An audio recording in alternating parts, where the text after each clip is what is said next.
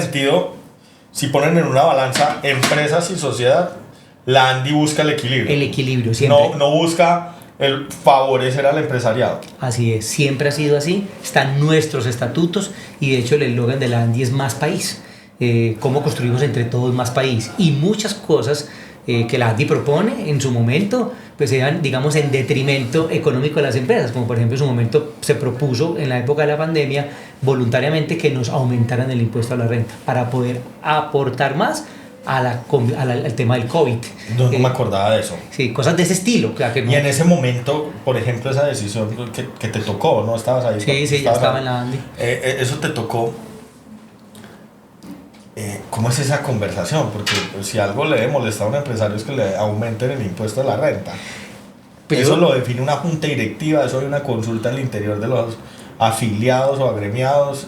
¿Eso cómo funciona? Sí, la ANDI y las empresas se afilian voluntariamente. Históricamente somos un gremio de empresas grandes. En esencia, casi todas las empresas grandes de Colombia están afiliadas a la ANDI. Nosotros tenemos 1.800 empresas afiliadas a nivel nacional. Grande porque un Camacol, que es un gremio poderoso, son... mentiras, es que es Camacol Antioquia. Camacol Antioquia son como 411. Sí, claro, pues en ANDI Antioquia son 200 empresas, pero esas 200 empresas en Antioquia son el 50% del PIB de Antioquia. Y la misma proporción a nivel nacional, esas 1.800 son el 55% del PIB de Colombia. Incluso, si... O sea, para ser afiliado a la ANDI, ¿debe ser empresa grande o puede ser cualquiera? No, tenemos también empresas medianas y ahora te cuento del mundo de los emprendedores, que tenemos incluso emprendedores dentro de la ANDI. Pero la génesis de los 80 años fue de grandes empresas. O sea, las grandes empresas de Colombia dijeron, necesitamos crear un gremio. Entonces, el primer gremio que crearon fue la ANDI. ¿Y gran empresas qué? Bancolombia, Sura, Ecopetrol, pero ¿cómo me defino como gran empresa? No, hay una clasificación pues tributaria para empresas grandes. Yo lo empataría para nosotros, como tenemos un mundo de los emprendedores, y ahí te anticipo, para nosotros los emprendedores terminan en 20.000 millones de pesos al año en ventas. Okay. De 20.000 millones en adelante ya lo llamamos corporativos, ya son empresas que ya deberían estar en el mundo de la ANDI. Es como el umbral que partimos. O sea, todo el que está por encima de 20.000 ya debería estar tocando la puerta a la ANDI. Ya es una mediana empresa o ya una empresa grande. ¿Y ustedes los buscan o la gente los busca? La verdad, no nos buscan más que buscar. O sea,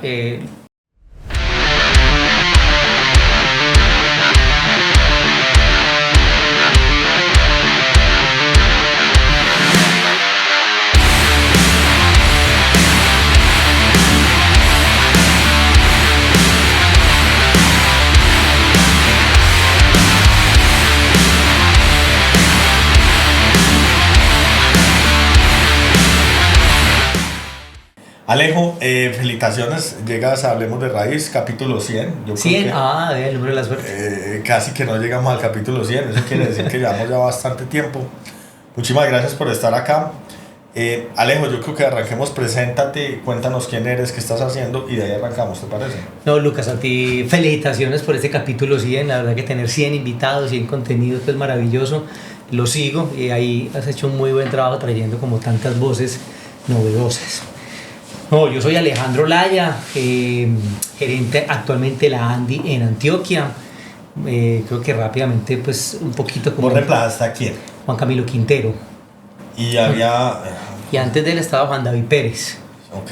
Sí. ¿Y Beltrán era qué, el financiero? No, él es el vicepresidente financiero, sigue estando en la ANDI y lleva pues muchos años ahí en la ANDI. Okay. Él está en esa estructura nacional que sigue siendo la ANDI pues como el domicilio principal de la ANDI, y acá en Medellín tenemos una parte muy importante. Para los que no sepan qué es la ANDI, ¿qué es la ANDI? La ANDI, la Asociación Nacional de Empresarios, es el gremio empresarial pues más relevante que tenemos en el país, un gremio que nació en Antioquia, en esta ciudad hace 80 años.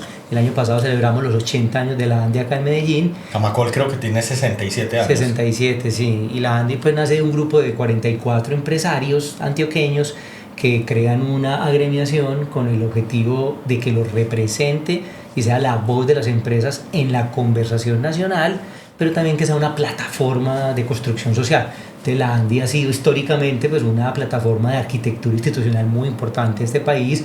En la ANDI, por ejemplo, nació el sistema de compensación familiar, las cajas de compensación Confama, que es la caja de compensación, la primera que tuvo Colombia, la más importante. Los empresarios, ¿por qué quisieran una caja de compensación? Pues en ese momento histórico, eso fue hace 70 años, había una... Las cajas de compensación cumplieron 70 años. Había como una discusión entre, digamos, la insuficiencia del salario de los empleados para acceder a cuestiones de recreación, cultura. ¿Y por qué no les pagaban más salario en vez de crear una institución que les...? Creo que en esa compromiso social de los empresarios antioqueños, que siempre ha estado, también está en esa época, querían crear algo más allá que fuera remuneración. Que fuera una institución nueva que ayudara, como en esa filosofía, eso se inspira en unos sistemas franceses de solidaridad, de poder generar más cosas más allá de la plata. Entonces, en su momento hicieron un acuerdo de manera voluntaria con los líderes sindicales de esa época y crearon esa cuota monetaria, que era darle un dinero a los empleados, pero sobre una plataforma para ir creando más cosas de salud, de educación. Eso era voluntario y luego se convirtió pues, en una ley y es obligatorio para todas las empresas. Pero de ahí nace como esa conversación en la ANDI, entonces es una asociación con ese fin de hacer la incidencia, la vocería en las empresas frente al gobierno, pero también crear muchos programas sociales. Vos como líder de un gremio en la regional Antioquia, ¿qué es un gremio para la gente del común? Bueno, un gremio es un lugar de encuentro de las empresas. Para defender yo diría 3 cosas grandes e importantes. Primero, ser parte de la conversación del desarrollo del país de los empresarios. Entonces los empresarios en la ANDI se reúnen, se convocan y se ponen de acuerdo en grandes bloques de conversación de hacia dónde va este país. O sea, un gremio es un sitio donde se afilian personas con un interés en común y este actúa como lobista, por decirlo de alguna manera, de los intereses en común que tienen. En el caso de la ANDI son los empresarios, en el caso de Camacol son las compañías asociadas a la cadena de suministro de la construcción y las constructoras y todos los que están en el sector. Habrá de comerciantes, habrá pues diferentes gremios, pero son como los que hacen el lobby por ese grupo de interés. Pues yo usaría una palabra un poquito más elaborada que el lobby, si me permite, yo diría más es la incidencia. Porque un poco más que el lobby, que es como ir tocar la puerta, pedir un favor, no, la ANDI realmente no hace mucho de eso. Okay. Lo que hacemos es pensar en qué cosas le funciona mejor al país como un conjunto, tanto a las empresas como a la sociedad. Entonces, como en los casos que citamos al principio, muchas veces eso viene de proponer reformas. O sea, en ese sentido, si ponen en una balanza empresas y sociedad, la ANDI busca el equilibrio. El equilibrio, siempre. No busca el favorecer al empresariado. Así es, siempre ha sido así. Están nuestros estatutos y de hecho el eslogan de la ANDI es más país. Cómo construimos entre todos más país. Y muchas cosas que la ANDI propone en su momento pues eran, digamos, en detrimento económico de las empresas, como por ejemplo en su momento se propuso en la época de la pandemia voluntariamente que nos aumentaran el impuesto a la renta para poder aportar más al tema del COVID. No me acordaba de eso. Sí, cosas de ese estilo. Que no. Y en ese momento, por ejemplo, esa decisión que te tocó, ¿no? ¿Estabas ahí? Sí, ya estaba en la ANDI. Eso te tocó. ¿Cómo es esa conversación? Porque si algo le debe molestar a un empresario es que le aumenten el impuesto a la renta. Pero eso lo define una junta directiva, eso hay una consulta al interior de los afiliados o agremiados, ¿eso cómo funciona? Sí, la ANDI y las empresas se afilian voluntariamente. Históricamente somos un gremio de empresas grandes. En esencia, casi todas las empresas grandes de Colombia están afiliadas a la ANDI. Nosotros tenemos 1.800 empresas afiliadas a nivel nacional. Grande porque un Camacol, que es un gremio poderoso, son... mentiras, es que es Camacol Antioquia. Camacol Antioquia son como 411. Sí, claro, pues en ANDI Antioquia son 200 empresas, pero esas 200 empresas en Antioquia son el 50% del PIB de Antioquia. Y la misma proporción a nivel nacional, esas 1.800 son el 55% del PIB de Colombia. Incluso, si... O sea, para ser afiliado a la ANDI, ¿debe ser empresa grande o puede ser cualquiera? No, tenemos también empresas medianas y ahora te cuento del mundo de los emprendedores, que tenemos incluso emprendedores dentro de la ANDI. Pero la génesis de los 80 años fue de grandes empresas. O sea, las grandes empresas de Colombia dijeron, necesitamos crear un gremio. Entonces, el primer gremio que crearon fue la ANDI. ¿Y grandes empresas qué?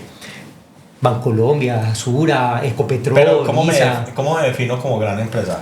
No, hay una clasificación pues tributaria para empresas grandes. Yo lo empataría para nosotros, como tenemos un mundo de los emprendedores, y ahí te anticipo, para nosotros los emprendedores terminan en 20.000 millones de pesos al año en ventas. Okay. De 20.000 millones en adelante ya lo llamamos corporativos, ya son empresas que ya deberían estar en el mundo de la ANDI. Ese es como el umbral que partimos.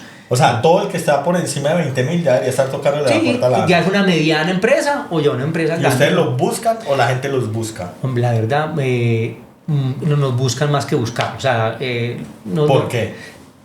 No necesitamos un gremio más fuerte, no deberías...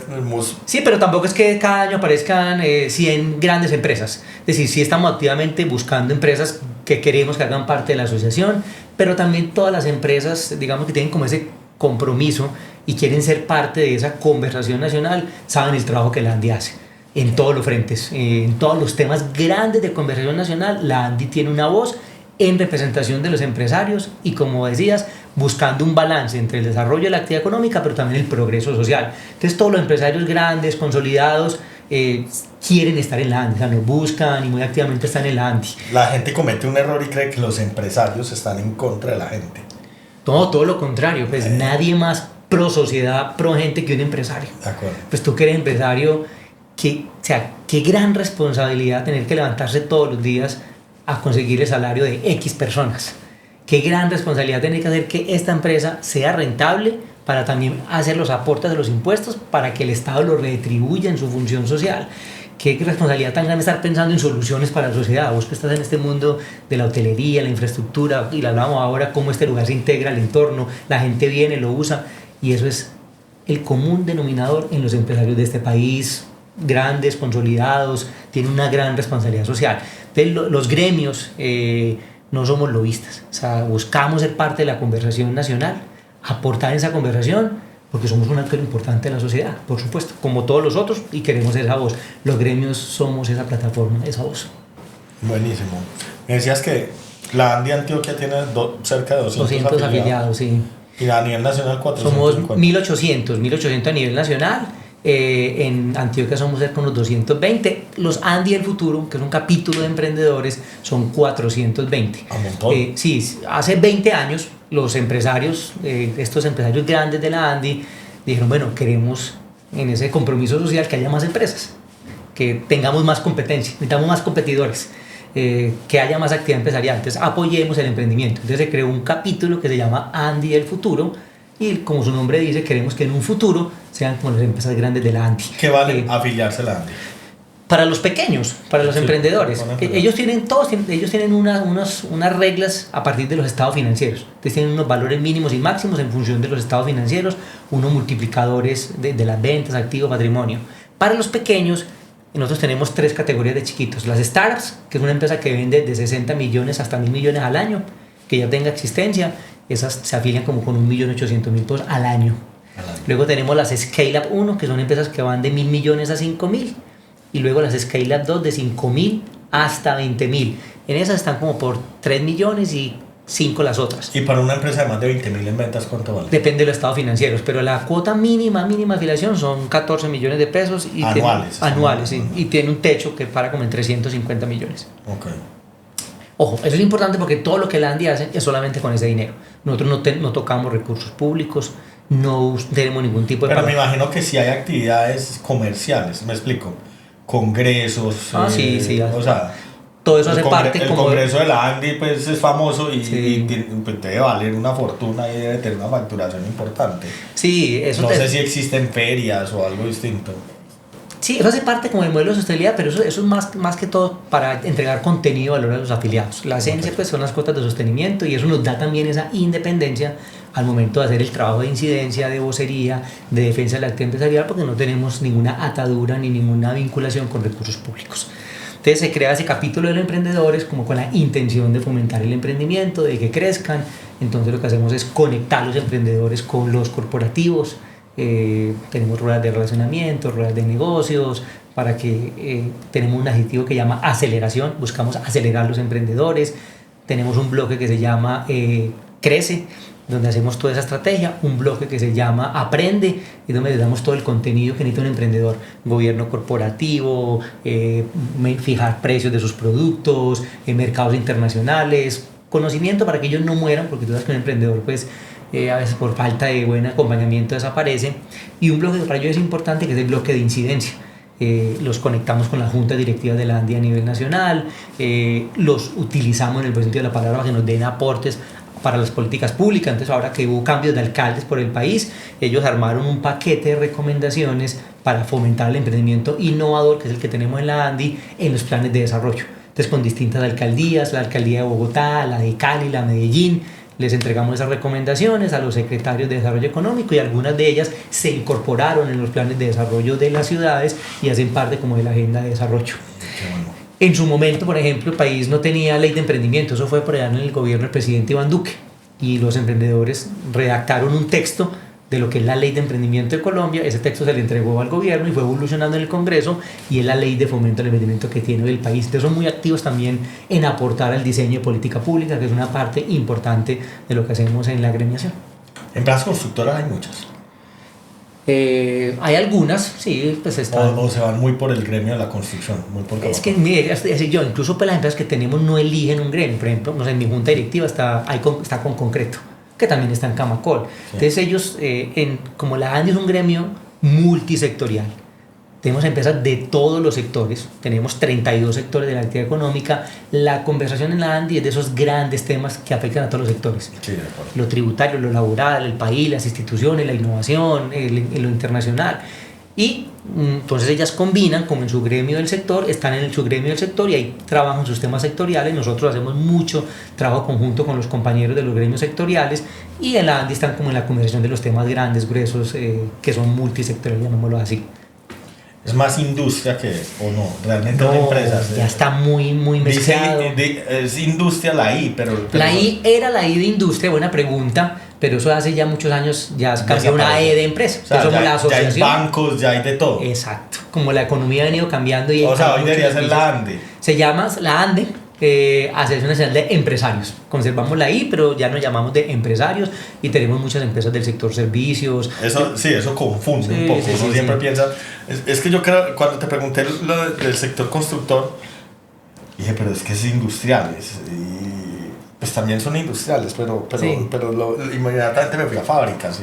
Es por lo viejito que somos, por los 80 años. Hace 80 claro. años, pues la avenida de los industriales, solamente había industria manufacturera, claro. Y es el momento histórico donde nace la ANDI, pero luego evolucionamos, pues, como todo el mundo de la empresa en sentido amplio y general. Entonces eso es un poco lo que hacemos allá. Yo tengo ese rol de la ANDI en Antioquia, y en toda esa estructura nacional tengo la responsabilidad de liderar el tema de innovación y Hablemos de innovación. ¿Qué haces ahí? Entonces ahí te cuento un poquito, porque no pude contar cómo llegué y de dónde venía a la ANDI con el tema de innovación.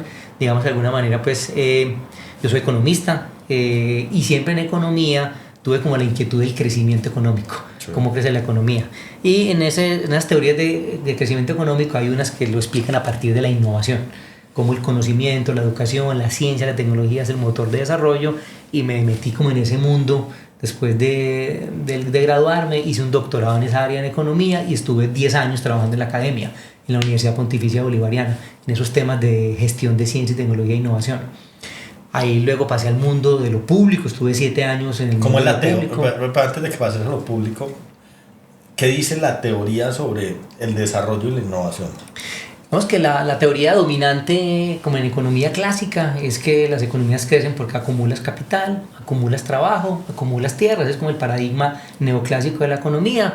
Y aparecieron por allá antes de la preguerra, en los años 20, un economista muy importante que llamaba Joseph Schumpeter, que era muy disruptivo en su época, en el 1919, y decía, no, la acumulación de tierra no es el factor predominante, sino que es los intangibles, la capacidad de crear cosas nuevas, y creó unos conceptos muy bonitos en la teoría económica. Eso es mucho más claro hoy. No, por supuesto, mucho, pero piensa en 1919. Entonces empezó a hablar de la invención, de la innovación, del conocimiento. Esa era una era donde la riqueza estaba en la tierra. En el trabajo y en el capital. Pero llegarían algunos avances tecnológicos que cambian todos los paradigmas. Claro, entonces ahí, digamos, la Primera y Segunda Guerra Mundial, eso queda como en el olvido, y luego de la posguerra, con el avance tecnológico, esas teorías clásicas de crecimiento se agotan para explicar cómo, a partir de acumular más tierra, más capital, más trabajo, la economía crece, y empieza a decir, mire, es que la automatización de Asia, de la industria manufacturera en Estados Unidos, la productividad, esas ganancias en productividad tienen que ver con conocimiento, con tecnología, con conocimiento científico, y ese empieza a ser el principal elemento que explica el crecimiento de una economía. O sea, el crecimiento de una economía bajo el conocimiento, la teoría económica actual, Es que está más sustentado en conocimiento en intangibles que en tangibles. Y en aumento de la productividad vía ese conocimiento Así es. que en el capital acumulado a través de edificaciones, tierras, infraestructura en general. Así es. Entonces, y lo muestran pues como tiene una lógica gigantesca. Y lo muestran pues todos los estudios económicos de las potencias económicas, sus tasas de crecimiento. Pero de hecho uno hoy mira los países más desarrollados y los que tienen mayor PIB per cápita y de lejos las economías del conocimiento barren con las economías agrícolas e industriales, de acuerdo, claro, por supuesto, y con un tema muy importante, y es que cuando tú creas conocimiento, vamos al ejemplo más fácil de entender, que sería por ejemplo el software. Tú desarrollas un programa de software, pensemos en un programa contable, y la inversión de capital en talento humano lo haces una vez, y te costó X millones desarrollar ese software. Luego lo licencias a muchos, a cientos, a miles, a millones. No tienes que manufacturar cada licencia individualmente, a diferencia de un bien tangible, que cada que haces un zapato, por colocar un ejemplo del mundo tangible, tienes que comprar la materia prima, manufacturarla. Esto es escalable, pero es replicable de manera muy económica. Por eso, claro, los modelos de producción son de muy bajo costo, al principio son muy intensivos en capital para crear ese conocimiento, entre más difícil de imitar, genera más ventaja competitiva, pero luego ya producirlo en masa, en serie, es marginal y todo eso es ganancia. Por eso estas empresas gigantes en el mundo generan esas tasas de ingresos tan altas y de rentabilidad tan grande, y en eso se basa como todo ese racional. Entonces ahí llegó el mundo de la innovación. Y decís una cosa bien interesante, y es casi todos los negocios hay competencia. En todos. Y casi siempre son muy sencillos, entonces es fácil copiar y duplicar y arranca una competencia. En algún momento hay una ventaja competitiva, pero la ventaja competitiva es temporal hasta que alguien te copia, y pues ya no compites por ventaja competitiva sino por precio, te vuelves un commodity. Perfecto. Pero con la innovación y el conocimiento, lo mira uno ahora, por ejemplo, con los temas de inteligencia artificial, esos grandes modelos de ¿qué será? De lectura o yo no sé de qué. Modelos de lenguaje. De lenguaje. El que hizo eso primero, y eso es tan sofisticado y tiene tanto capital que termina siendo algo como... monopolio. Se vuelve un monopolio en el sentido de que, pues, ¿quién va a volver a poner esa plata? Este ya va a llevar una ventaja gigantesca. Terminan monopolizando una industria y la sofisticación lo vuelve un monopolio al final. Lo tiene súper claro. O sea, en la economía de mercado, como las de hoy, incluso en la de Estados Unidos, que es la más competitiva a nivel de mercado, la única manera de crear un monopolio temporal es vía innovación. Y has puesto un muy buen ejemplo. Ahora estos 1, 2, 3 años que tenemos 2, 3, 4 empresas creando modelos de lenguaje, ChatGPT, Llama, Gemini, ellas tienen el monopolio, pueden cobrar lo que quieran por el uso de esos modelos. Más adelante aparecerán imitadores, y habrán ya muchos, y esos imitadores tienen que ir por costo, como puede ser la versión china. Y pasa en cualquier industria. En todas las industrias. En todas las industrias. A mí me pasó con la hotelería en Medellín. Empecé a hacer los modelos de escrituración individual, renta colectiva, hablar de inversiones y flujos de caja. Eso es una innovación en era una innovación en el mercado. ¿Cuánto se demoró eso en que me lo copiaran? 2, 3 años. Después todo el mundo lo hace igualito. Exacto, así funciona. Entonces, en todas las industrias, en la tuya, en la de alimentos, por eso fomentamos desde la ANDI ese tema de la innovación, y ha sido como mi, no preocupación, sino mi inquietud intelectual, como en la vida profesional, acompañar a que las empresas se concentren más en innovación. ¿Cómo se hace? Y eso tiene mucho que ver con método de trabajo, y no con creatividad, con inspiración, que también hay... Ahora me explicas eso, porque ese es uno de los grandes dilemas de uno. Uno dice, fui súper innovador, ya me copiaron, y no hay como muchas más alternativas de innovar. Uno dice, pues se va volviendo como, ¿y ahora qué me invento? Claro. Y esa es como lo que le pasa a todos los empresarios. En algún momento, todo empresario que crea un emprendimiento, una empresa nueva, es porque tuvo una idea innovadora y la implementa y le va bien. Eso es fácil, entre comillas. Es súper difícil implementarlo, como sabemos lo difícil que es la empresa. Lo difícil es mantener un flujo permanente de innovaciones. Y para eso está la gestión de la innovación. Y eso es lo que, digamos, ha sido como mi campo de trabajo con las empresas, en la academia, luego en el gobierno, cómo acompañamos a que las empresas tengan modelos para gestionar la innovación y tengan un flujo permanente de innovaciones que los permita. ¿Y qué significa eso? Si se puede, pues, crear, digamos, así como tienes un método para la contabilidad, un método para las finanzas, un método productivo. ¿Cuál es tu método de innovación? ¿Cómo capturas las ideas? ¿Cómo las incorporas? ¿Cómo las validas? ¿Cómo las descartas? ¿Cómo las experimentas? ¿Cómo las prototipas? ¿Cómo las introduces al mercado? de una manera recurrente, y para eso las empresas organizan equipos de innovación. ¿Y un equipo de innovación es un tema de puro ensayo, error y descartar, o...? Es una buena simplificación, pero va en ese sentido. Y hago una pregunta, ¿un equipo o debería ser la organización completa volcada a la innovación? Hay muchos enfoques y hay empresas que por su estructura y por su tamaño deciden crear áreas de innovación. Por ejemplo, son intensivos en materiales, en compuestos, entonces tienen que pensar compuestos nuevos, materiales nuevos, entonces requieren investigación y desarrollo, requieren científicos, requieren luego hacer plantas piloto y experimentar. Pero puede que haya empresas más orientadas al servicio que están muy en contacto que con la innovación distintos... llega por cualquier lado. Una idea de innovación puede llegar del mostrador, del que atendió a una persona.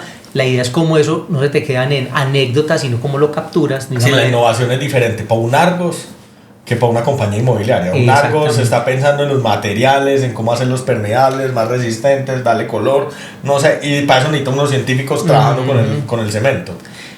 Distinto a una compañía que vende inmuebles, por decirlo. Posiblemente, pero todas dos, el mensaje es que deben tener un método para innovar, un proceso para innovar.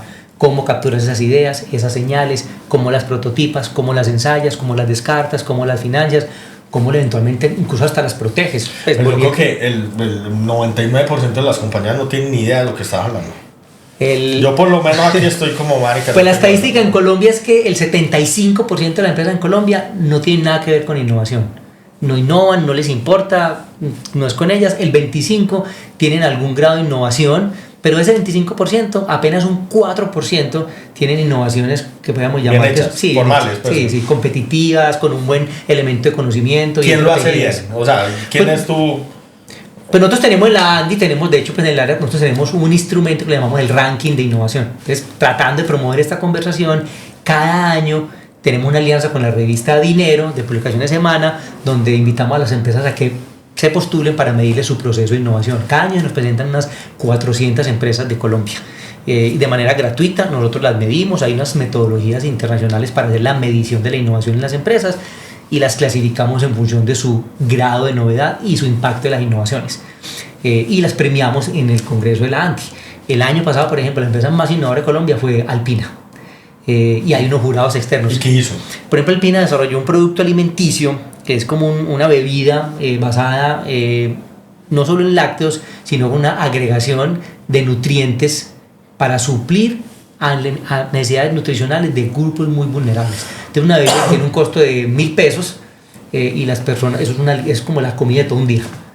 Y eso tiene un proceso de investigación muy fuerte detrás, porque tiene pues las vitaminas, los minerales, las proteínas, los calcios, todo de muy alta calidad a muy bajo costo, pensado para ese mercado.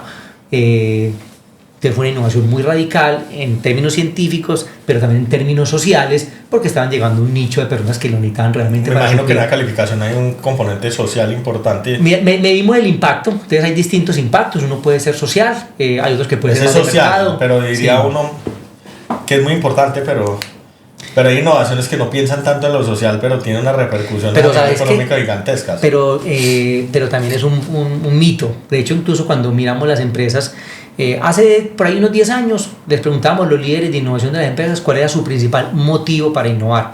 7 cada 10 nos decían que aumentar la rentabilidad de la empresa. Hoy 7 cada 10 nos dicen que resolver algún problema social. El hambre, la movilidad, el aire contaminado, las bolsas plásticas que ensucian, por supuesto, porque eso hoy en día... Y parece que es el enfoque correcto, porque entre más grande el problema que soluciones, más gente lo va a necesitar y más utilidades. Pero sobre todo, Lucas, porque hoy en día los clientes están exigiendo que las empresas sean más responsables con todos esos temas. Entonces, si una empresa, por ejemplo... Pero eso es política, eso no es el sentir real que debería tener una empresa. No, digamos, pongámoslo en términos de mercado, es decir, una empresa que vende productos X, para no decir nombres de empresa, alimentos, y vende unas galletas, pero las galletas solamente engordan, el azúcar es de mala calidad, entonces hay una presión del consumidor porque esa galleta tenga un elemento nutricional mayor.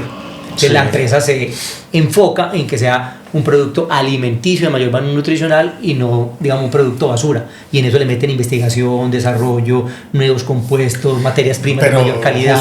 Y esas son las más innovadoras. Pero justo en esa industria hay de todo. Hay de todo. O sea, estamos hablando de la más innovadora. Pero cuando uno mira alimentos y mira comida chatarra y las grandes, pues yo no sé, o sea, alguien que haga donas, alguien que haga hamburguesas. Pero esas no son las más innovadoras, esas Okay. están en el, como tú dices, en el montón.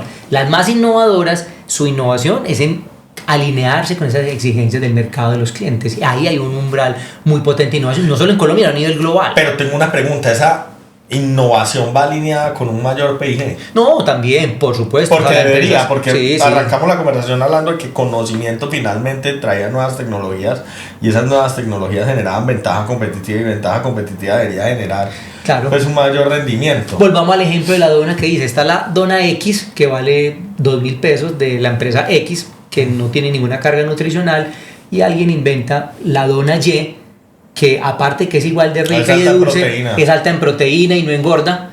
Esa como la venden, no a 2.000, a 5.000. Y la venden en 5.000, los clientes la compramos en 5.000 y esa te da 3 veces más ganancia que la otra. Esa está innovando. Y esa es la línea, por supuesto que están pensando en resolver una necesidad del mercado, una demanda de sus clientes, pero también aumentar la rentabilidad de la empresa. Y por eso son más exitosas estas empresas. Tener datos como de región o de país son muy innovadores.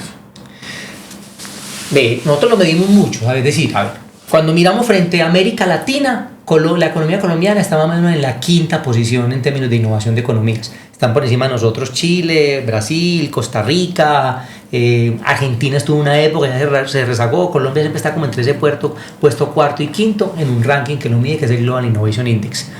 A nivel mundial estamos en la posición número 138, estamos muy rezagados. ¿100 qué? 138 de 220 y pico países que se miden. Para que tengas un orden de magnitud, un país desarrollado, eso se mide como el esfuerzo que hace el país en innovación. ¿Cuánto porcentaje de su Producto Interno Bruto invierte la economía en innovación? Y eso es invertir en investigación, desarrollo, innovación. El promedio estadounidense está en 4.5. El promedio de Europa está más o menos también en 3.5. Países como Corea están en 6-7, Israel 7 de su PIB. Colombia invierte el 7% de su PIB. O sea que Israel es de los más... De los que más invierten en I+D, junto con Corea, son los países que más invierten. ¿Cuál es el país más innovador del mundo? Y pues según estos rankings siempre están como Suiza, que tiene toda esa industria farmacéutica que es muy potente en investigación, en desarrollo, que son países pequeños, su PIB es muy grande, invierten mucho. Todo es conocimiento, PIB per cápita es salvaje. Sí, pero siempre están como entre Corea, Suiza, Israel, son pero si miras todos son países donde el ingreso per cápita es altísimo. Muy alto, ¿no? Todos son países de $60,000 para arriba en ingreso per cápita. Como mínimo, por supuesto. Colombia invierte el 0,1% de su PIB en investigación y desarrollo. ¿Por qué? Porque es que eso no depende del gobierno. Eso, es una mezcla de ambos. Pero mucha de esa investigación y desarrollo en los países no es los mismos privados. Más o menos 50 y 50. Más o menos el 50% puede ser investigación financiada por el gobierno con propósitos de desarrollo económico privado. Por ejemplo, mira, vámonos al caso de Estados Unidos. Todo lo que está pasando ahora pues con la controversia de la movilidad eléctrica, una empresa como Tesla, muchos de los procesos de I+D para la movilidad eléctrica que ellos desarrollan y explotan comercialmente vienen con financiación de agencias gubernamentales que financian la I+D. Yo hubiera pensado que un Tesla era todo desarrollo privado y que por eso hacían las grandes emisiones de acciones.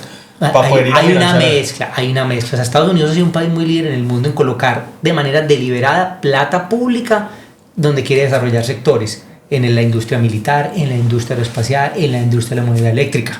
Lo han hecho deliberadamente, han puesto muchos recursos. Luego, esos recursos sirven como un apalancador para incentivar la inversión privada. Entonces, luego aparece una capa de inversión privada, pero todas estas tecnologías súper sofisticadas que tenemos en los GPS, la batería eléctrica, la industria aeroespacial, vienen de grande investigación que se hicieron en principio con dinero público, algunos incluso con aplicaciones militares como la historia de los GPS, que luego una vez se desarrollan, llegan innovadores como los de Apple, lo incorporan en un teléfono y crean funciones innovadoras, pero no crearon la tecnología GPS.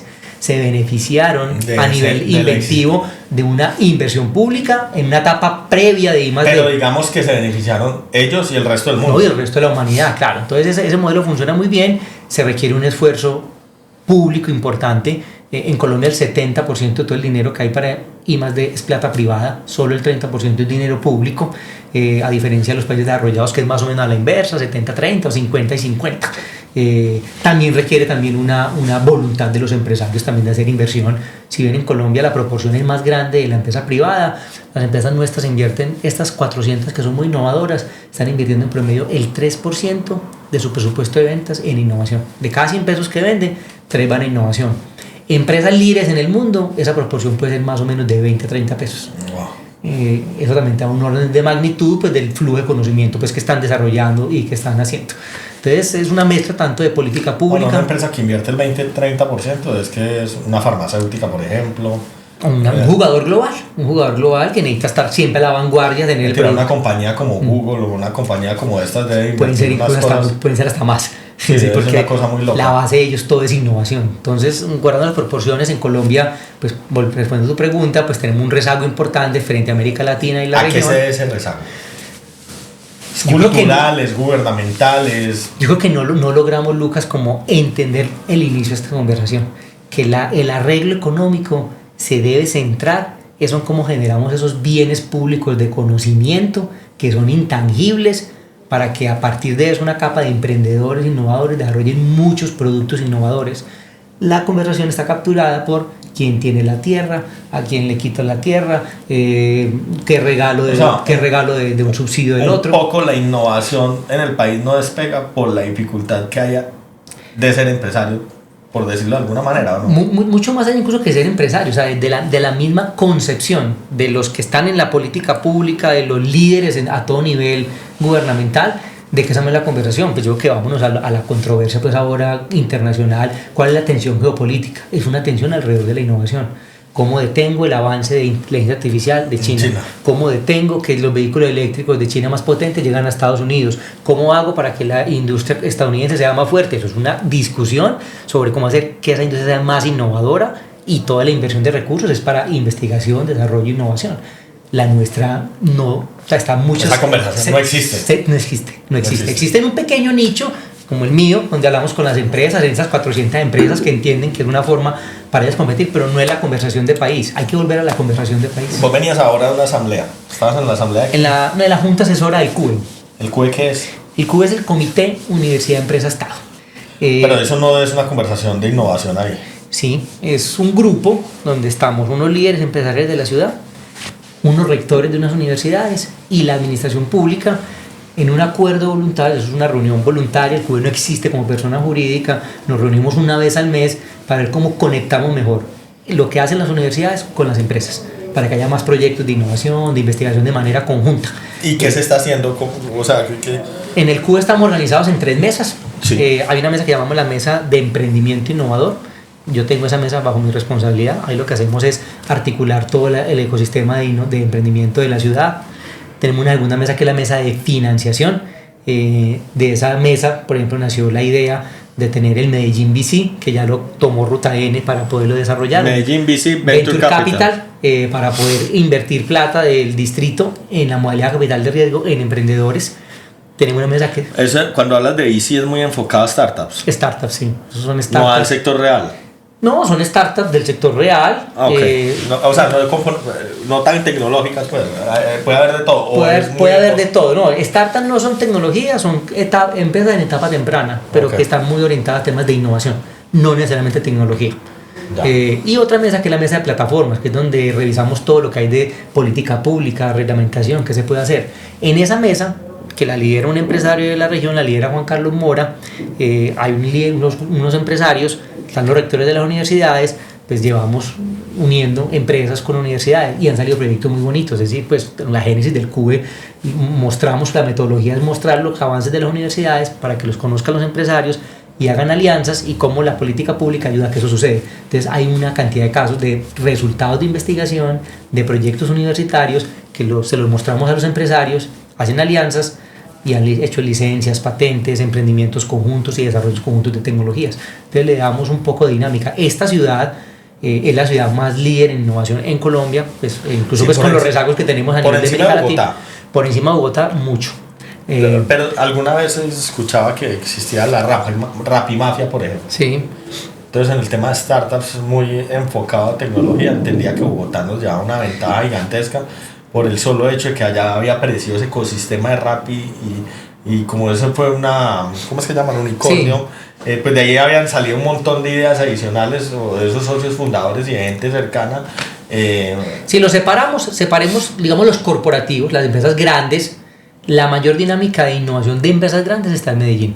Y ya muy sector tradicional. Todas las grandes. Las Argos, las ISA, las Bancolombia, las Sura. Las Coronas, Umicol, todas esas. Cuando hacemos el top 30, las más innovadoras de Colombia, de todo Colombia, en Medellín. 10 o 12 son de Medellín, de un top 30 de todo Colombia. Pero cuando miramos el mundo del emprendimiento innovador, en estos momentos hay más dinámica en emprendimiento innovador en Bogotá que en Medellín. Por tamaño, los VCs, los fondos se asentaron allá, las aceleradoras, es cierto lo que dices de la Rappi. O sea, de alguna manera estamos perdiendo ese ADN paisa de emprendimiento e innovación, y hoy una ciudad como Bogotá lo hace mejor. Sí, yo creo que sí. Yo no diría que lo estamos perdiendo, pero Bogotá sí lo está haciendo mejor, más dinámico, en más números, y eso creo que es bueno porque en el CUBE, por ejemplo, y en la mesa de emprendimiento es el reto que tenemos, cómo generar más dinamismo, más competencia de emprendimiento innovador. ¿Cómo está Barranquilla? Barranquilla va bien, pero tiene más dinámica, por ejemplo, un Cali que un Barranquilla en emprendimiento innovador. Tiene más dinámica en emprendimiento innovador, el eje cafetero, por ejemplo. Barranquilla está muy bien en desarrollo urbanístico, como todo lo que hay alrededor, está teniendo buena atracción, y sobre todo también en empresas que están asentando de cara a la internacionalización por todo el tema de puerto. Pero es una ciudad que va por buen camino. Pero cuando es innovación, emprendimiento innovador, Bogotá, luego Medellín, luego Cali, luego Cafetero y Barranquilla. Cuando es innovación corporativa, primero Medellín, Bogotá, luego Bogotá. Sí, luego Bogotá. Eso sí. Yo tocas un tema interesante y es como ese ADN paisa innovador. Yo creo que sin duda pues también la ciudad y los emprendedores también han venido evolucionando. Sobre todo los emprendedores son muy dinámicos y muy arriesgados. Lo que vemos un poco es más lentitud en los corporativos. Creo que como ese ADN de hace 80 años, donde los empresarios grandes eran los que arriesgaban el todo por el todo, y tuve la génesis de estas empresas grandes de la ciudad, fueron esos grandes empresarios que se metían en todo y arriesgaban en todo. Ahora un poco están consolidando más los grupos que tienen, hacen algunos emprendimientos en alianza, algunas spin-off, pero la dinámica más grande está en los pequeños. Entonces creo que parte de una tarea importante para los siguientes años y décadas es cómo revitalizamos ese espíritu arriesgado más en los corporativos para que haya emprendimientos pues más potentes que puedan competir en el escenario internacional a mayor escala. Es que si uno revisa en los últimos años como un emprendimiento grande corporativo, yo diría Baxtera, cuando en la pandemia Sura dijo voy a crear una empresa de vacunas. Y eso es una empresa nueva en biotecnología, un sector distinto, no tenían ni idea de cómo hacerlo. Traigamos gente de Estados Unidos, compremos patentes, traigamos científicos, construyamos una planta desde cero. Ya se le metieron un poco de millones de dólares y están ahí jugados con eso y tienen que sacarlo adelante. ¿Y eso tenía números? Sí, claro, eso le echaron números, todo, y les tiene que funcionar, y seguramente va a ser así, pero mira que eso no es el titular de que cada mes, cada 2 meses vemos que suceden cosas de ese estilo. Si no es común. No es común. Sucede mucho en emprendedores, pero el emprendedor pues a una escala pequeña, y mientras que eso le vuelve una cosa Esto es una planta la berraca. Es una planta gigante, con una inversión gigantesca. ¿Quién lideró ese proyecto en Sura? En ese momento, Juan David Escobar, que es el presidente de Sura Colombia, es el que ha estado pues como siempre detrás de todo eso, encima de eso.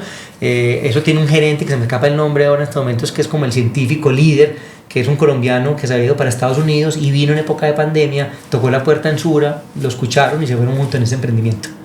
Una pregunta, cuando uno mira por sectores, ya no por ciudades, sino por sectores, ¿en cuál identificas mayor innovación hoy en día?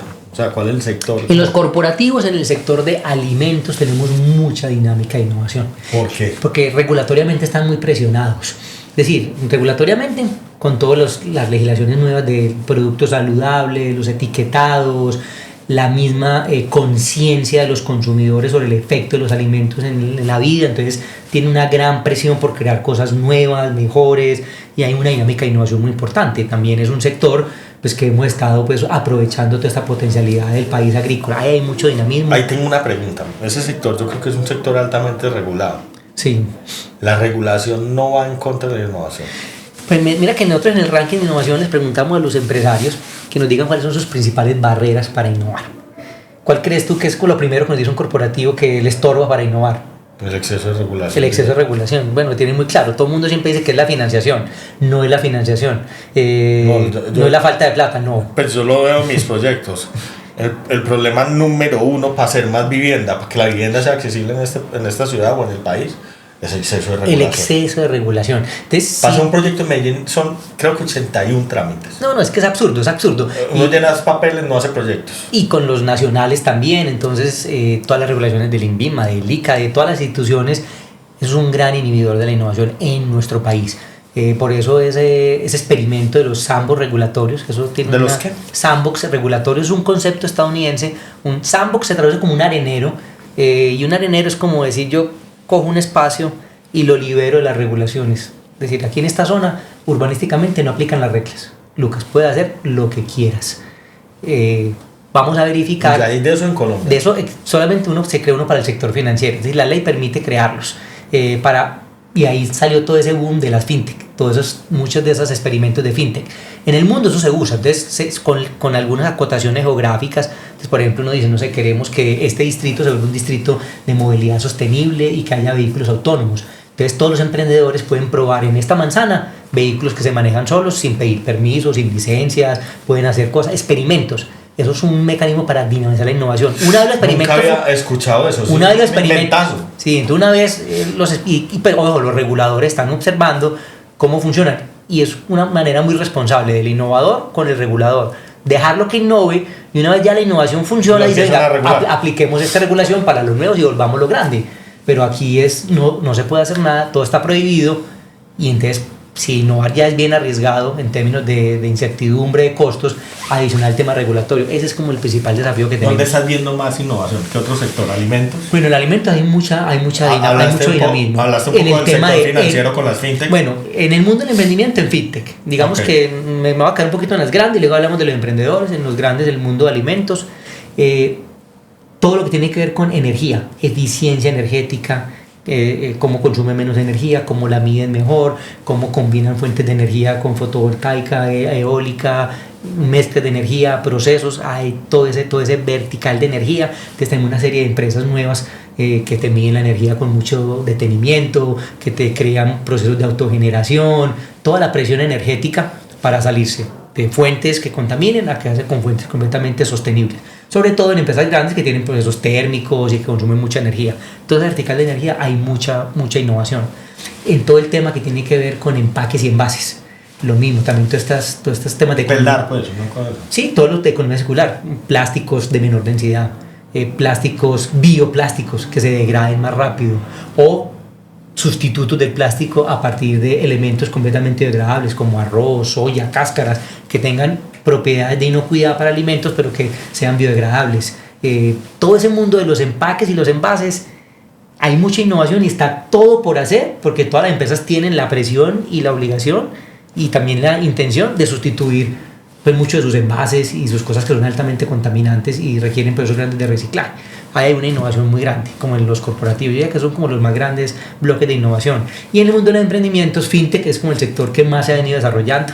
Muy por encima de PropTech, muy por encima muy por encima de PropTech, pero PropTech está en esos 4 o 5 top de los emprendimientos.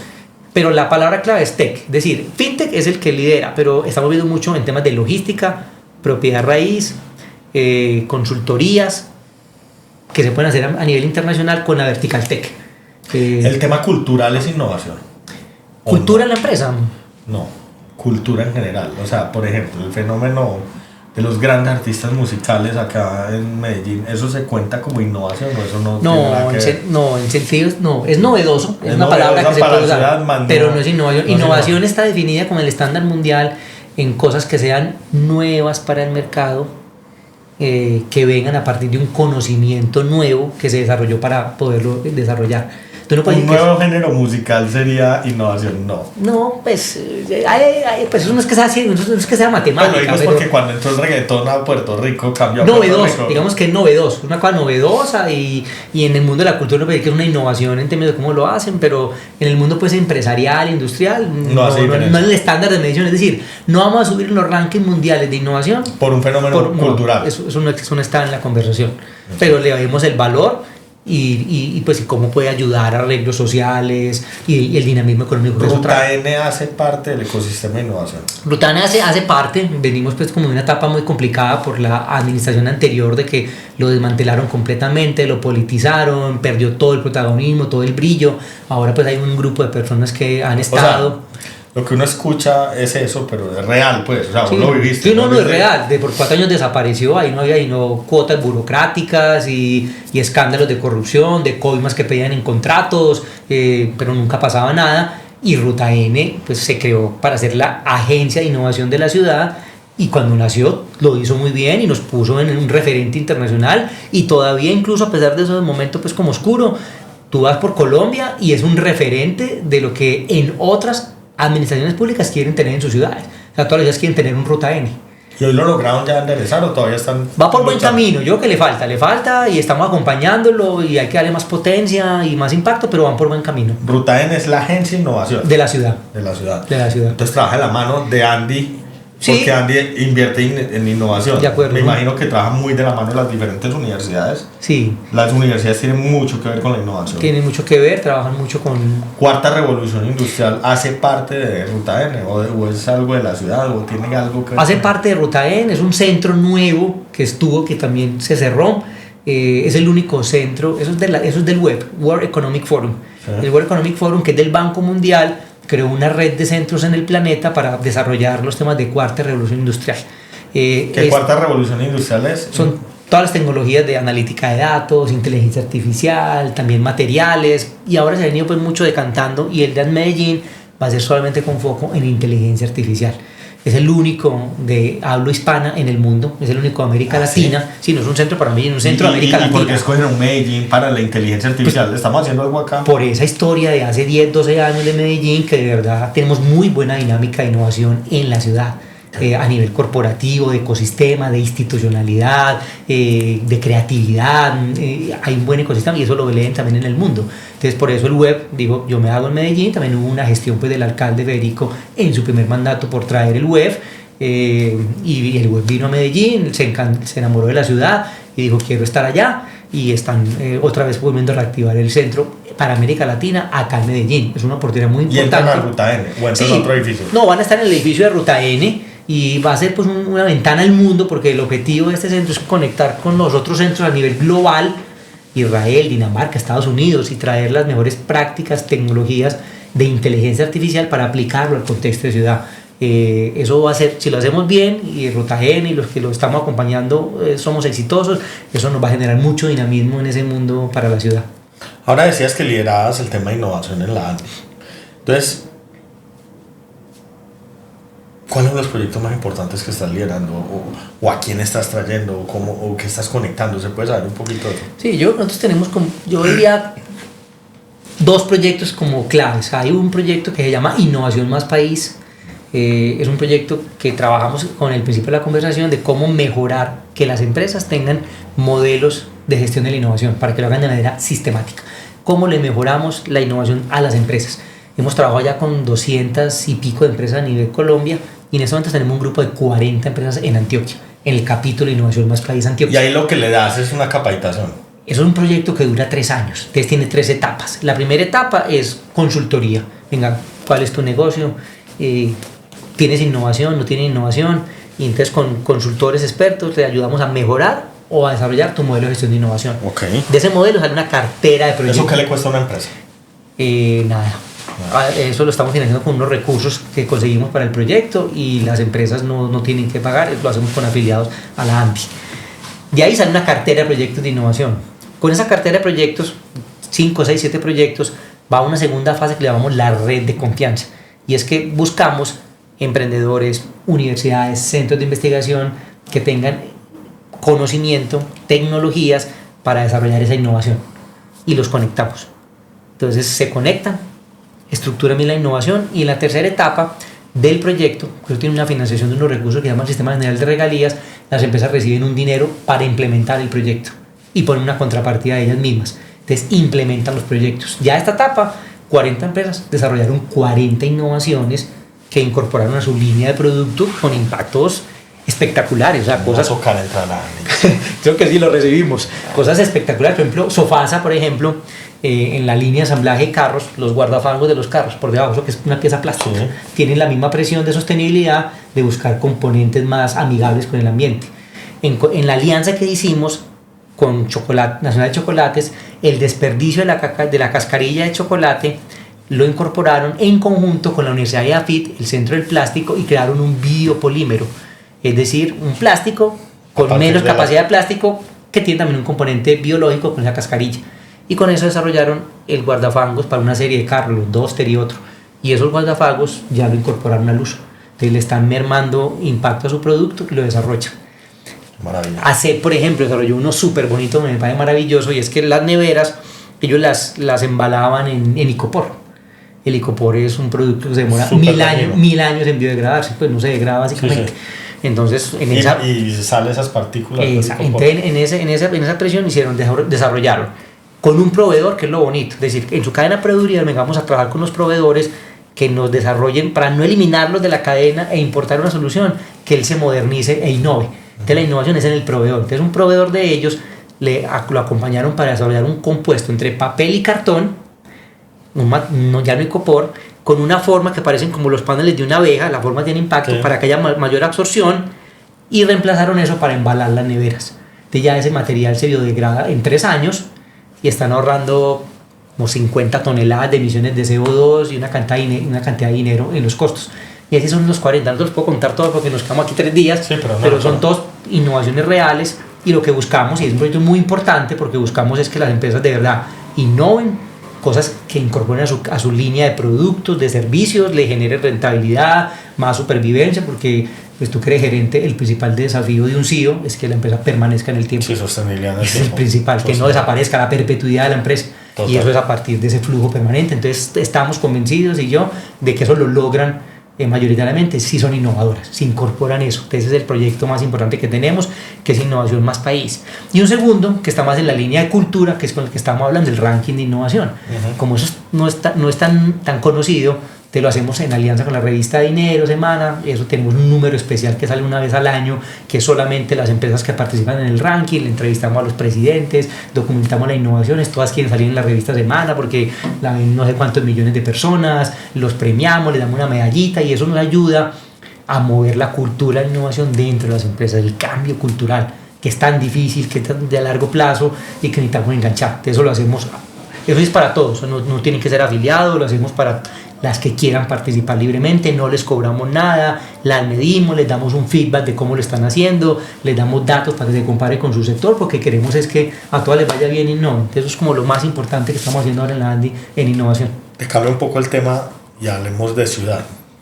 Pues hoy estás liderando un gremio. ¿Cómo es la región? ¿Dónde ves oportunidades? ¿Cuáles son los retos más importantes hoy? ¿Cómo estamos?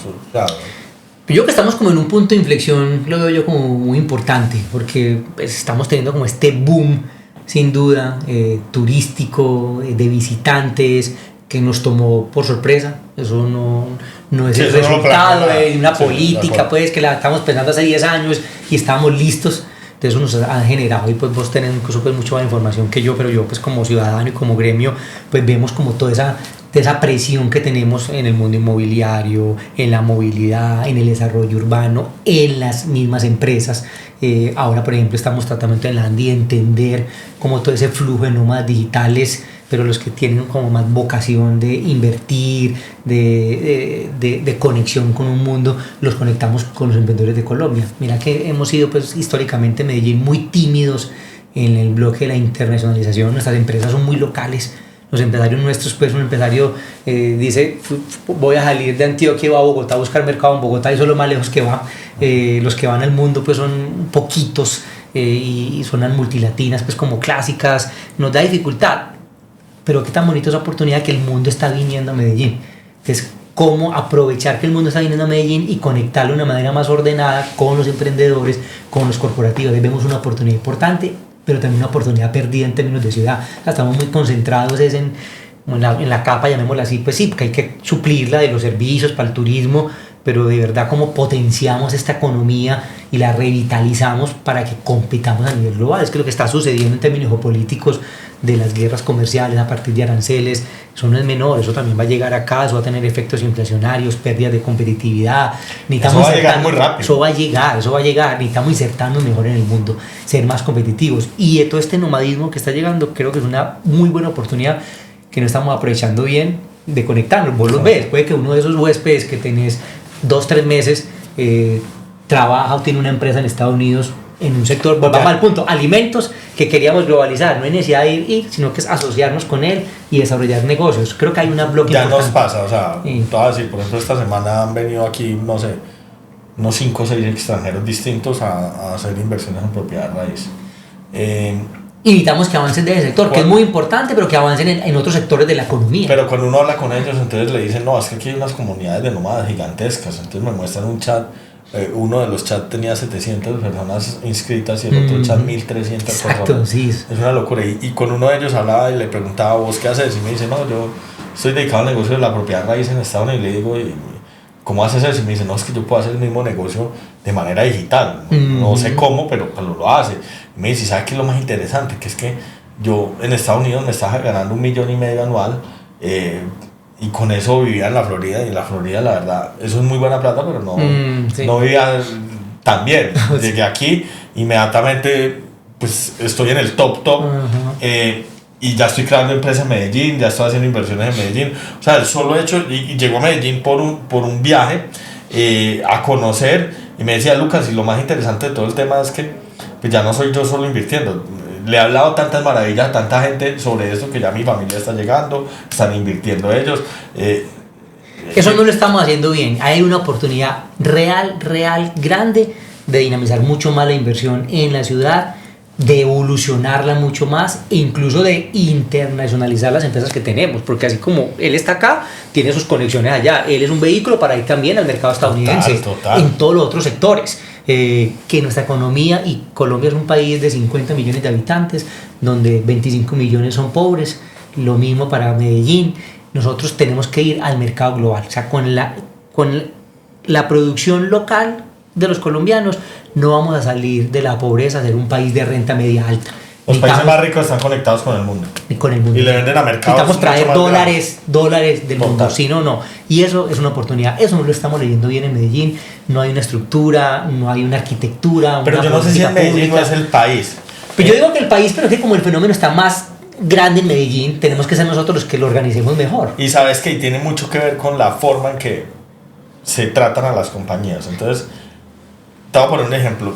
Aparecía un gráfico, en estos días lo veía, un gráfico donde revisaban los últimos 50 años de crecimiento empresarial, las empresas más grandes en el mundo, y lo empezaban a ubicar de manera geográfica. Y entonces miraban la capitalización bursátil de las compañías y de los diferentes sectores, y entonces mostraban Estados Unidos y cuánto valor agregado había en esas compañías innovadoras y nuevas, y salía un gráfico y eran unas bolas gigantescas, pero uno miraba esas bolas dentro del contexto americano y habían bolas de todos los tamaños, pero se habían creado un montón de grandes empresas importantes. Ese gráfico tomaba relevancia cuando comparaban con Europa, con todo el continente europeo. El continente europeo, de hecho, tiene más población que Estados Unidos. Entiendo que Europa tiene como 450 millones de personas y Estados Unidos alrededor de 350 millones de personas. Y cuando comparaban la creación de compañías en Estados Unidos contra la comparación de compañías en Europa, pues ya el gráfico sí era completamente distinto. Era, no sé, 1 a 50, o sea, 50 veces más grande la creación de compañías de valor agregado a Europa. Y eso hace una diferencia gigantesca. Y después uno piensa que será Colombia en ese mapa, y eso no debe ni aparecer. No aparece porque... Pero mira la oportunidad de conectar. Tenemos a la economía más potente, más emprendedora, cercana, a 3 horas, con mayor percepción del riesgo, a 3 horas, y somos culturalmente muy afines, el mismo uso horario, están viniendo a nuestra ciudad, al país. Y a diferencia de Medellín, claro, ellos van a otra ciudad, van a Cartagena a pasear, sí, pero allá van a pasear, acá se quieren quedar. Acá se quieren quedar. Acá se quieren quedar, acá hay un poquito más de raíz, de arraigo, invierten. Esa oportunidad tenemos que aprovecharla. Tenemos que aprovecharla porque también puede, como llegó, puede que se vaya. Sí, entonces también tenemos que aprovecharla. Entonces creo que ahí nos falta un poquito mejorar la conversación de ciudad. Yo no sé si sea tan fácil cambiar esos fenómenos. Yo creo que ya llegaron y que tenemos una oportunidad que no es de un instante. Yo, o sea, no creo que un 15 minutos de fama. Creo que hay algo que estructuralmente les llama la atención. No tengo ni idea qué.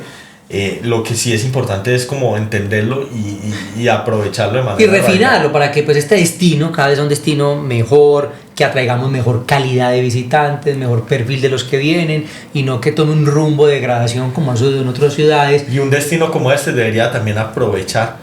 Nosotros tenemos ventajas competitivas en todo sentido, desde el clima hasta la ubicación estratégica, los costos de la mano de obra. Mira lo que dices, claro, esa conversación con los alcaldes subregionales para tener más producto turístico, para que se arraiguen más oportunidades de inversión. Y uno debería buscar también la instalación de ciertos grupos poblacionales. Por ejemplo, ahora hay un fenómeno gigantesco en Estados Unidos y es que los grandes propietarios de la riqueza de Estados Unidos son baby boomers. Pero cuando uno piensa en esos baby boomers, muchos van de salida y toda la riqueza ¿para dónde va? De acuerdo. Si fuéramos país de retiro, pues algo quedaría acá. Y mira la oportunidad también en clave de eso, estamos pues en teoría hablando de la discusión del plan de ordenamiento territorial, todo eso, y vos que estás en el sector inmobiliario, que es muy, muy claro, pues todo eso hay que leerlo porque la manera como organicemos la ciudad, los incentivos que creemos en la ventana de oportunidades del POT, para crear eso, para quitar las tensiones. Entonces hay una oportunidad muy grande, muy importante. Y el POT es un gran ejemplo de lo que no se debe hacer bien, de lo que no se hizo bien. Me voy a explicar. El POT del 2014, que es el que hoy existe en Medellín, es un POT que filosóficamente tiene cosas muy correctas. Por ejemplo, el desarrollo de la ciudad hacia el interior, no seguir construyendo las laderas y demás. Pero el POT también muestra una de las grandes fallas o uno de los grandes pecados que hay en esta ciudad, y es que se cree que la función pública es la regulación y a veces se le va la mano en la regulación. Entonces voy a poner un ejemplo con el POT. Es tan difícil ejecutar un plan parcial que la producción de vivienda pasó de ser el 72 o 78% hace 20 años a hoy ser el 8% de la producción de vivienda de Antioquia. Ese es el ejercicio del exceso de regulación. En estos días había un TikTok de un concejal acá del municipio de Medellín, creo que se llama Alejandro, de Edut, creo, hablando de que era importante regular el precio de los parqueaderos. No. Que habían unos parqueaderos costosísimos y hablaba de casos particulares, que pues son costosos. Que la clínica al Rosario, que la clínica Medellín, iba particularmente hablando sobre las clínicas. Y yo pensaba, pues no es por criticarlo a él, alguna preocupación real tendrá, pero yo pensaba, esta es la lógica, aquí no es ni de vertientes, no es quién es de derecha, quién es de izquierda, nada.